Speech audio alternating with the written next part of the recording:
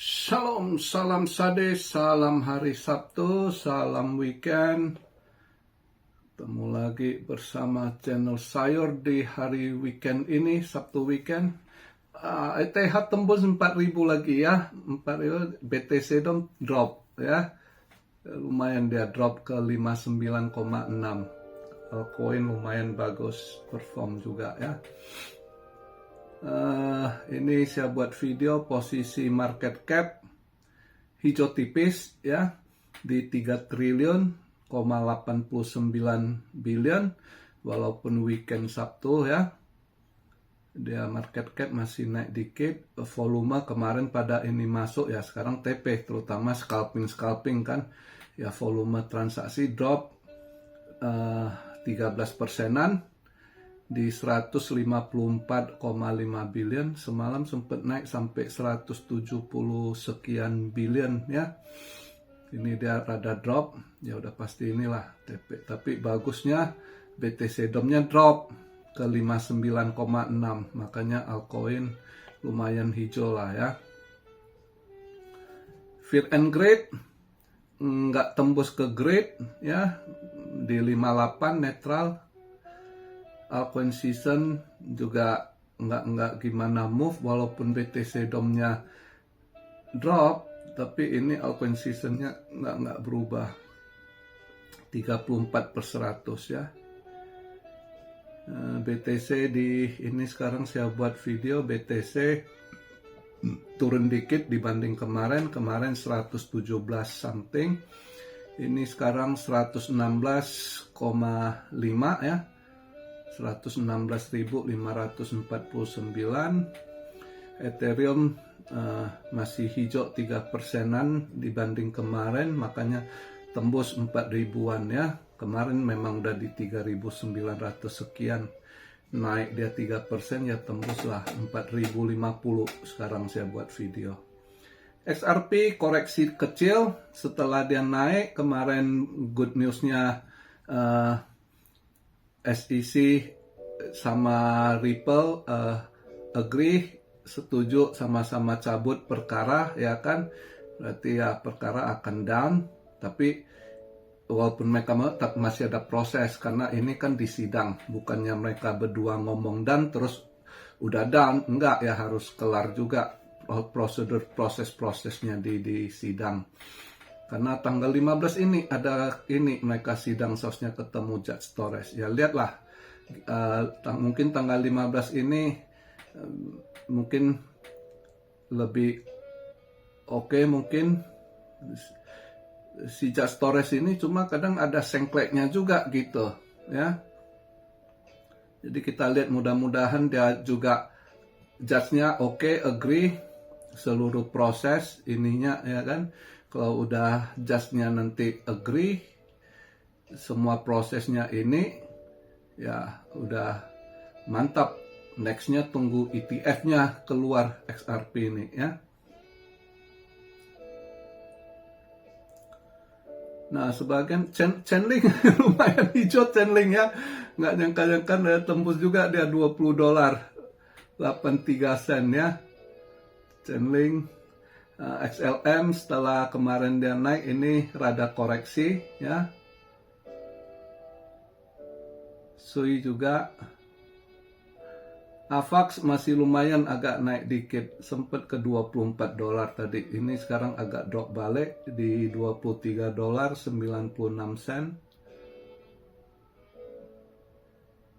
Uniswap naik 5%-an dibanding kemarin ya.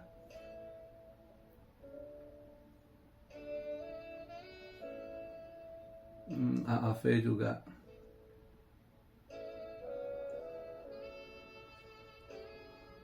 Ini Ethereum naik. Nah, ini kelihatan nih ya, Ethereum klasik juga ikut hijau. Ini biasa gitu, kalau udah Ethereum-nya lagi positif, kalian yang mau scalping itu ambil arah ininya, Ethereum-nya ya. Ini INS, Ethereum Name Service, belum begitu naik ya. Mungkin bisa kalian kalau mau scalping boleh coba gitu ya. Ethereum name service. Sekarang saya buat video $28.47. Mungkin masih bisa naik dikit ya.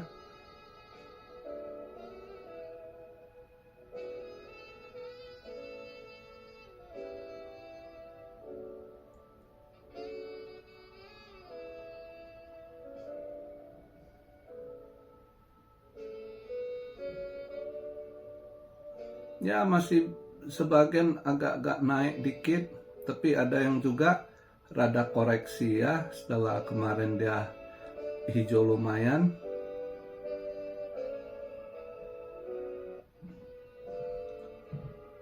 Nah tergantung sih, lihatlah nanti di weekend ini mungkin kalau kalian yang mau scalping itu kalian lihat yang jalur Ethereum ya. Karena Ethereumnya masih positif, biasanya ya ikutannya akan ikut hijau juga gitu.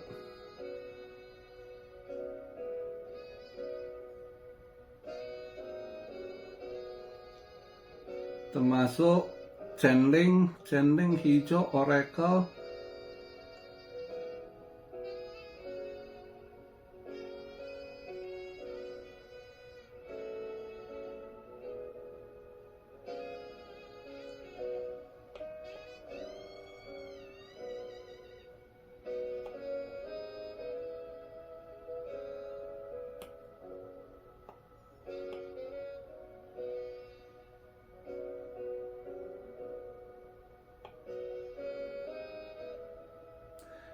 BCH Bitcoin Cash juga bisa kalau kalian mau scalping long, mungkin masih bisa naik dikit. Ini saya buat video 585 ya. Saya buat yang gatal tangan di weekend mau scalping yang ada. Kalau saya sih istirahat. Semalam sau ada rezeki. Minggu ini sau saya lumayan sih untuk goal ya, sau ya. Ada rezeki minggu ini. Minggu kemarin nggak ada rezeki, kena tendang 2 kali. Minggu ini syukur ada rezeki. Nah di weekend ini ya agak santai lah.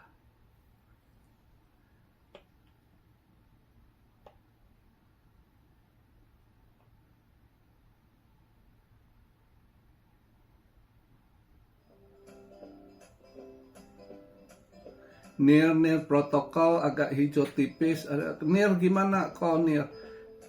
NIR berusaha bangkit tapi sulit, ngada-ngada investor yang ini. Ini NIR ini salah satu korban juga cedera dia juga. NIR ICP ya, itu salah satu ICP yang paling parah korban dari sisi Kribo FTX itu ya. NIR juga ada kena efeknya. Tapi yang parah itu ICP ya, dulu bagus. Nah, mereka berusaha bangkit, tapi sampai hari ini juga masih rada lemot. ICP Internet Komputer ya, ICP atau ICP. Harganya juga susah gimana ngangkat juga.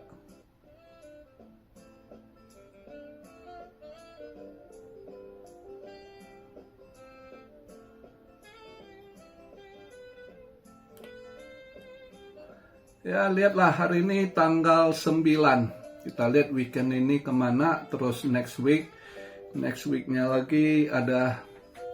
Hari ini tanggal 9. Besok minggu 10 minggu. Berarti minggu depan Jumat. Itu Jumat Trump akan ada ketemu Putin kayaknya. Ya itu ada pembahasan soal perang Ukraina. Kayaknya akan ketemu di Alaska. Jadi di antara perbatasan lah di sana ya, Alaska kan juga dekat Rusia. Jadi masih wilayah Amrik ya kan. Nah, Trump juga kayaknya ya untuk Putin mungkin dia ke Alaska lebih ini dia. Kayaknya itu Jumat tanggal 15. Tanggal 15 itu ada pertemuan, kayaknya akhirnya ketemu gitu. Karena memang dua itu harus ketemu, kita lihat. Nah ini kalau ketemu ada kesepakatan apa, kalau enggak, kalau ada benturan, enggak ada ini, ya itu juga ada efek market. Dua-dua itu pengaruh sekali ya. Jadi minggu depan itu tanggal 15, cuman itu yang kita perlu perhatikan, eventnya yang agak ini ya.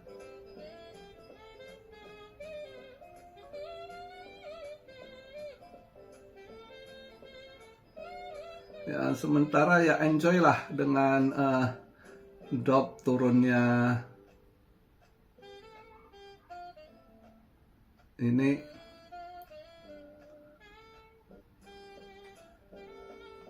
BTC DOM ya itu boleh tapi saya jujur ada yang saya pantau, sebenarnya saya mau trading, ada yang mau saya short sih.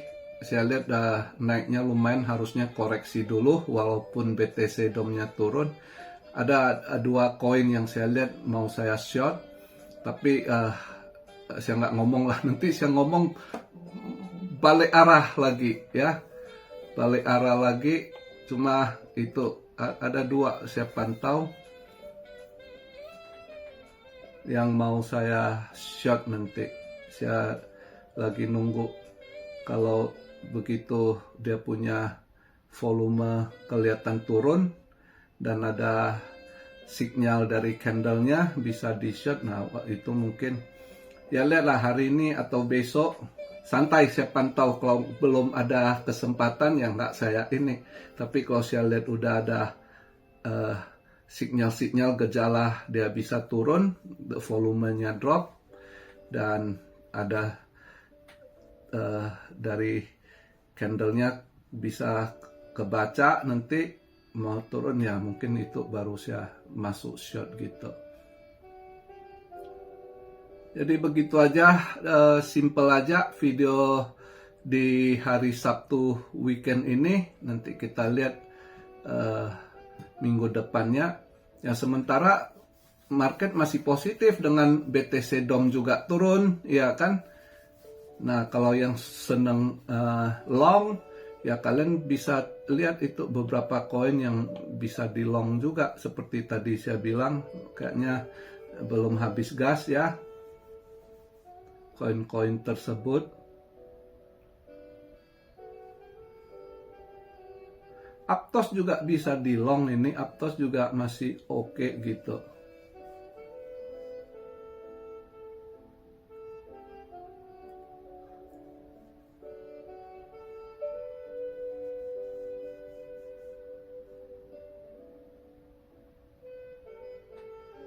Ya begitulah, sekedar aja, simple aja di hari Sabtu ini bahas market ya.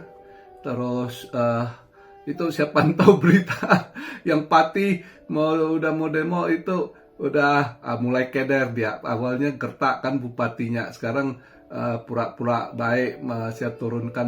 Justru yang nggak bisa dipegang ya, orang-orang begitu yang kalau udah nggak bisa dipegang kata-katanya dilengserin aja gitu.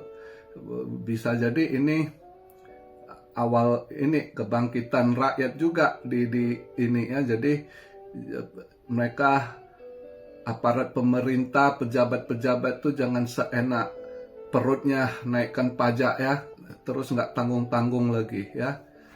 Dengan kondisi rakyat yang lagi sulit ya kan, data juga kayaknya setelan juga. Saya lihat 2 hari lalu ya pertemuan ini, katanya angka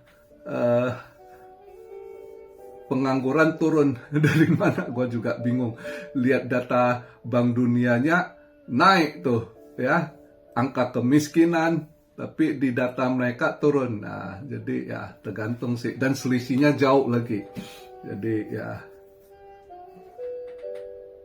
ini pemerintah harus lebih inilah wise ya dengan kondisi ini, dengan rakyat ya. Ini mulai satu-satu juga kelihatan Prabowo ngomongnya juga omon-omon nggak bisa dipegang juga gitu. Banyak yang mulai kecewa gitu ya. Ya kita lihatlah, jadi pejabat enak aja jual atas nama rakyat. Rakyat yang mana mereka sendiri nggak tahu. Seorang pejabat kalau yang benar cinta rakyat harus turun ke bawah, harus lihat, bukan terima laporan duduk di kantor ber-AC enak-enak, bawahannya setel pembukuan, laporan di setel, dia nggak tahu, dia pikir ya di tangan gua bagus, masih bagus ekonomi. Nggak taunya rakyat udah mulai teriak, udah mulai jerit gitu ya. Itu Prabowo harus turun ke bawah tuh, jangan duduk di ruang AC aja lihat terima laporan kan. Dia harus ke bawah, juga bukan hanya lewat-lewat nonton. Oh ya, saya turun ke bawah, coba ini harus komunikasi dengan rakyat kecil gitu. Paling nggak kayak Jokowi dulu. Jokowi itu dia ke bawah, dia mau tahu gimana ini itu kan. Walaupun banyak haternya, tapi paling nggak dia nyentuh ke bawah ke rakyat kecil. Dia lebih mau tahu even harga cabai berapa, terutama waktu mau lebaran. Itu harus si Prabowo harus gitu. Jangan cuma duduk di ruang AC begini doang ya. Rakyat perut udah mulai ikat pinggang nih terus ya kan. Terus si Sri Mulyani masih mikir lagi mana yang bisa pajakin, udah kayak Dracula juga ini ya. Nah ini mudah-mudahan perlawanan di Pati biar mereka agak kebuka, jangan sembarangan naik-naikkan pajak juga. Kalau naik pun yang relevan gitu, jangan yang sekali nyekek gitu ke rakyat. Udah serba sulit ya kan. Satu lagi saya mau bahas, ya hampir lupa sering. Padahal ada yang, kau tolong jelaskan payment ID gimana tanggapannya, aman nggak ini itu.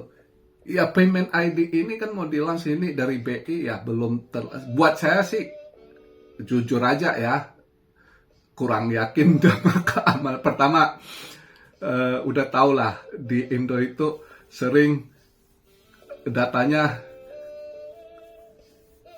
bablas ya, dijebol, dicuri, udah.